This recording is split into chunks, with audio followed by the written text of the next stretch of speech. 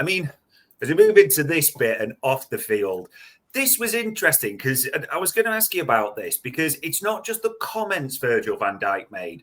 A lot's been talked about by a few journalists around. He was quite loud in the mix zone and making sure it was clear to everyone, quite bullish there, saying at the moment it's a mess. That's a fact. We're losing battles and everyone's responsible for it. And I hope everyone sees that. You should be angry. He talks about, letting ourselves down, letting the managers down. I mean, I love the man. He's an absolute legend and an icon. But it's almost, we're having these conversations too often with Virgil van Dijk, aren't we? We need to start seeing it on the pitch with the battles more than anything. Yeah, I mean, I don't know if he's trying to say it publicly to really get into his teammates and say this just isn't good enough. But I mean, they probably know that. These are good professionals. These are players who won the league, by the way. So we can't go too far about kind of suggesting these are really mentally weak and not good enough and they don't win battles, full stop. They are capable of doing it and they're not doing it for whatever reason. And one thing I would say, we're critical about the 50-50s, but a lot of the time as well, when you are late in the press, that is a tactical issue a lot of the time, rather than kind of, what we saw against City. And I know they got criticised for not trying hard enough there, but it was actually just because City were flooding players around them that you couldn't press that many players. So, the manager deserves blame for some of this as well, in that they don't look like they're trying, but also the 50-50s, they are on the players as well. So, nobody's immune really. And you're right though, in that, with Van Dijk saying that, it's, those platitudes are only going to kind of, ring around fans and they'll be happy with them kind of once or twice. But then you have to do something about it. You have to see a response on the pitch, and Liverpool aren't showing that at the moment. So it just has to be miles better. There's no way this level of talent should be playing this poorly at the moment. And you even think literally in terms of, what he's saying there and battles and everything. Forest were going to come. You know how Forest play. You know how Sean Dyche's team. So you had the full week or, a couple of weeks with Arne Slot to work this plan together, or Arne Slot and his team. But you just watched it and you just thought, like, as time went on, you were struggling to see the plan. Like we say, Isak just couldn't get him into the game. You were just wondering, like, what are we trying to do a little bit at times? Yeah, I still don't really know that. I still don't understand the subs thing that he's doing at the end of the games at the moment is just a bit ridiculous now, really. I mean, what is frustrating about that is Slot made so many smart substitutions last season that won games for Liverpool, little tactical tweaks to get the ball in certain areas to kind of capitalise on a weakness in the opposition. And we praised him so many times for seeing little smart switches that would do things for Liverpool. And it's just like at the moment, he doesn't have a plan to use the first 11 because he doesn't know how to get his number 9 involved. And so that the initial plan and the plan that they built over the summer and all the talks, and Richard Hughes should not be immune from criticism for that, by the way. Yeah. That plan is not working. And then the kind of flip side to that then is when that plan is not working, the plan B is to just throw forwards on and then not be able to get them the ball in the right areas. And I just think it's absolutely it's crazy decisions being made at the moment, really. So, the problem is, like, sometimes when you go on losing runs, sometimes you can get a bit over the top with it. But it's like everything is bad at the moment. Like the underlying performance is awful. The results are really poor. There doesn't seem to be a clear plan about how the team should play, and then it gets even worse when he starts to throw the subs on. So I think a lot of these are very fair criticisms at the end of the day, and you just have to see more. There's no way. I thought this season could be a little tricky with the turnover. It was a big concern we spoke about over the summer. That's not with hindsight. It was like this could be an issue. We fancy this team a lot, but it could be an issue if they can kind of, if they can all click at the right time. And so you expected some issues, but I did not expect it to be this bad come November at the end of the day. And, we've spoken a lot of the time as well about kind of the mitigating factors they've faced. I mean, the turnover is probably the number one thing. Obviously, what happened with Diogo, which I will continue to mention, even though people suggest that that's not a factor at all. And they've had injuries and some people missing pre-season that's really disrupted them. All these factors you throw in together, but I just do not think that you can get to November and be this bad because, seemingly none of the signings have acclimatised, although I thought Kirkes was okay at the weekend, but none of the signings are showing their best at all.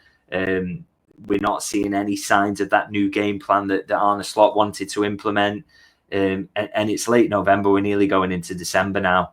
This is the point at which I would have expected some of those problems to have ironed themselves out a little bit, and we're not seeing any signs of that. So, you get a kind of lot of talk of people saying, well, we could see this at the start of the season when we weren't playing well. Why didn't you call for the manager's head then? But it's like you've got to kind of give them, for want of a better phrase, enough rope to hang themselves. You've got to see a bigger sample size. And, it could so easily have happened that Liverpool were a bit patchy at the start of the season and then they clicked because the signings clicked, because the game plan started to click, and you got a bit better going forward.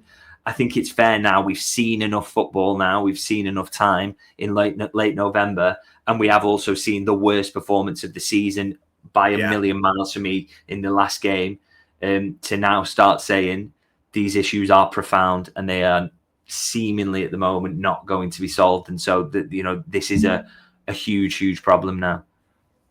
Which, it does lend itself to, and people, quite vocal in the chat panel, there'll be different takes on it. But this is important to say. Fabrizio Romano came out yesterday, Liverpool, not looking to change their manager, supporting there. He's got the backing of the club. And it almost feels like there should be a caveat on that, because Tom Werner was there at the weekend, wasn't he, as well? That Arne Slot's got the support of the people above for now.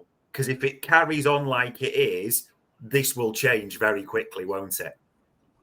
Yeah, this is it. It's kind of easy to say that now, and you would start. I totally agree with that. In that, there's no talk internally of anything happening. Of course, this is a manager who won the league. They're going to give him time. There are all those factors involved. But I think the moment that the manager's future comes under threat is the moment that Champions League qualification starts to look in doubt. And now, we're not quite there yet. I refuse to look at the Premier League table. I probably better have a look kind of now to see where are Liverpool. So, 18 points, 3 points off fourth place at the moment. So you wouldn't say it's they could be back in the top four by next week.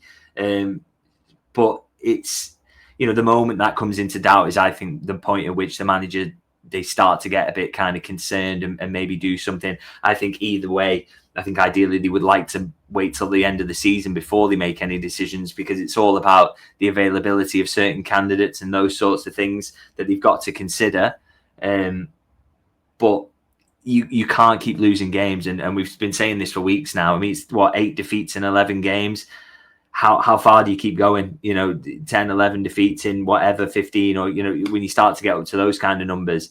Because if you just keep losing and losing, you're the Liverpool manager. And as much as Liverpool have got problems this season, those problems should amount to them probably finishing in third at the absolute worst, not to be finishing in mid-table or having a season like Manchester United and Spurs did last time out. That's just not even close to acceptable. So, there is going to come a point where a decision will be made.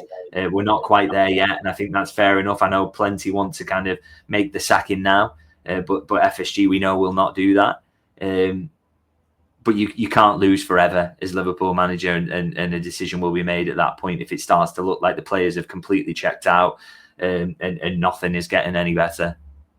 Yeah, and that form table as well, the last 7 games, there's only Wolves are behind us, and that's because we won 1, lost 6 out of the last 7. It needs to change, and quickly, if anything's going to happen for his sake. And I did want to bring this in because if you've mentioned it in the chat panel and you talked about it in the summer, because it's right, Arne Slot has got ultimate responsibility for the tactics, certain things, setups, as we talked about. But the recruitment, and it's probably shown at right back a little bit now that Conor Bradley out for, I think it's around 3 weeks, suggested, isn't it, by Arne Slot in the press conference. And there was always real question marks about Conor Bradley's fitness or his inability to put a run of games together. You've got Jeremy Frimpong now out for the same time, who doesn't seem a natural right back and very different to what we've got. There is probably a few questions to answer about the whole right back situation now, isn't there? Yeah, I think that's fair to say. I think, Arne Slot said last season that he thought that Conor Bradley would be fit more regularly if he was playing more often. He felt that, the fact he was getting dipped in and out was not helping his fitness and not helping him be consistent. Unfortunately, he had a disrupted preseason, which then is kind of going to have a knock-on effect there. But I think we're seeing that now. I'll be honest, I might regret saying this. I didn't like the Frimpong signing. It's one of the reasons that I felt it wasn't going to happen is that I didn't really understand it, because you don't tend to get right wing backs and turn them into full backs. It doesn't really tend to happen. And I think Liverpool looked at that and thought, he can play right wing, he can do a bit of right back. He's available for so cheap. We'll do it. But I'm not sure he's got a kind of clear place in the squad or a clear place. And I don't think he's going to come down and kind of, when he's fit, completely nick that place from Bradley and be a nailed on starting right back for Liverpool, if I'm honest. So I do think they've got an issue there, because I think Conor Bradley's good enough, absolutely, but he can't stay fit. And the other guy, I'm not entirely sure that it's the right signing that Liverpool should have made, which, along with what I was told at the time, is why I didn't feel it would happen. But yeah, they did it in the end. And I don't know whether that's one they'll end up regretting, but we'll see.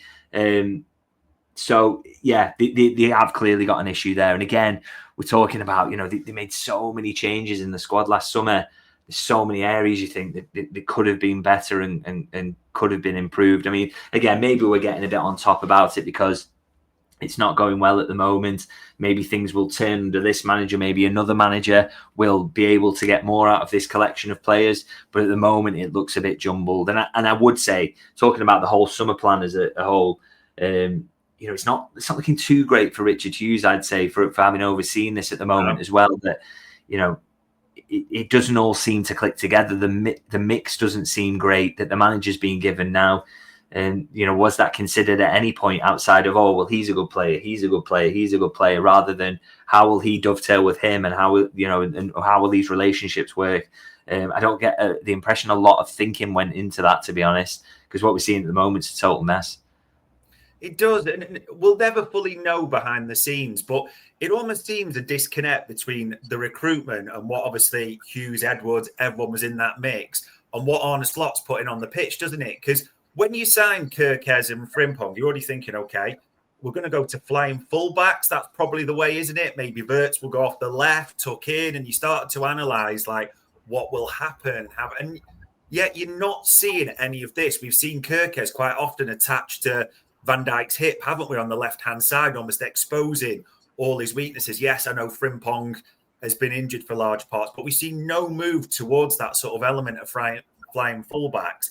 And even just the way we're setting up in terms of playing to the strengths, disconnect's the only word I can kind of come up with, because we're told, and we believe it, the Spearmans, the data, the analysts, the absolute geniuses behind the scenes, but it's not translating to anything we're seeing on the pitch right now.